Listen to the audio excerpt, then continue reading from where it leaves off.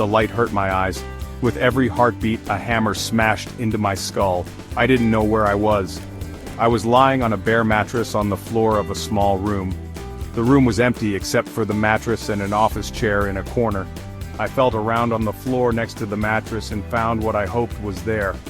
The bottle of cheap whiskey had a few inches left in it. I needed both shaking hands to lift the bottle to my mouth. I took a long drink, laid my head back, and closed my eyes. The pounding pain in my head subsided and I passed out again.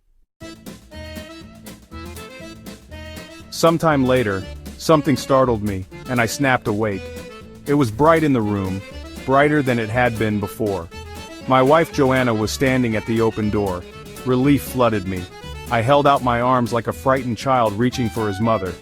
I wanted her to come and hold me and explain what was happening. I wanted her to tell me everything would be okay.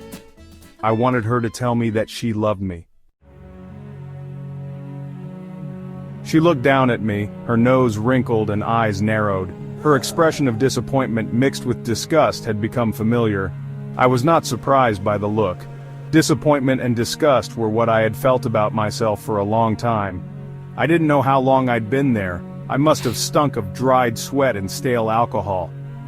Joanna kept her distance and shook her head at my outstretched arms.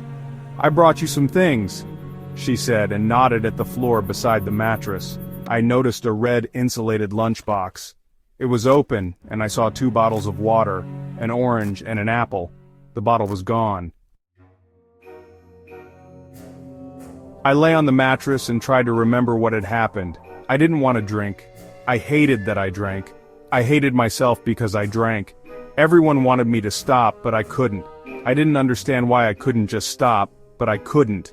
I heard from my wife and people at church that I was selfish. I loved alcohol more than I loved God. I loved alcohol more than I loved my wife, more than I loved my kids. I loved alcohol more than I loved my church and my calling as a pastor. My drinking proved that I was a corrupt and wicked person. Some told me they doubted that I was really a Christian. People at AA told me my problem was that I wasn't serious about wanting sobriety. AA is a simple program that works if you work it, they said. Since I kept drinking, the reason had to be that I wasn't sincere about working the program. I was a fraud and a failure. All I knew was that I was depressed, discouraged, and defeated. I sincerely did want to not drink. I had already suffered many bitter consequences from drinking. My wife was not speaking to me. I rarely saw my children. I had lost my job. My ministerial credentials had been suspended. My senior pastor, elders, and most of my church friends were not speaking to me, but I couldn't not drink. By this point, my mental, spiritual, and volitional reserves were so depleted that what was left was no match for my cravings. It wasn't that I wanted to drink, I didn't, I had to drink. It would be another 7 years before I was set free from alcoholic cravings.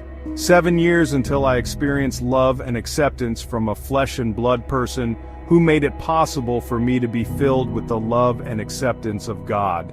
Once I was filled with God's love, all the other cravings disappeared. If you enjoy this type of content, please like and subscribe. God bless.